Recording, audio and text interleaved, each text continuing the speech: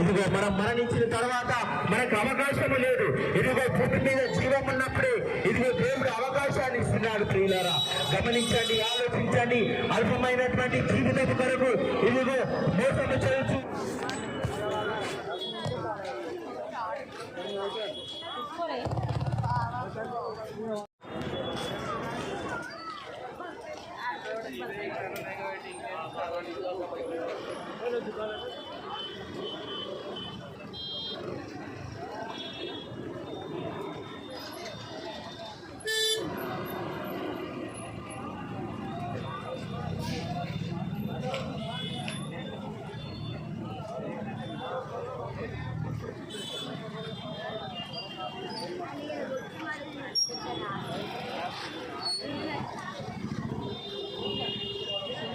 అందముగా ఉన్న, కారు ఉన్న, మైక్ ఉన్న, ఇలాంటివి ఎన్ని జీవితంలో కలిగి ఉన్నప్పటికీ శాంతి సమాధానం ఎందుకు లేదంటే మానవుడు పాప కారణాన్ని బట్టి, పాపం చేసిన కారణాన్ని బట్టి మానవుడు శాంతిని సమాధానమును కోల్పోయినాడు.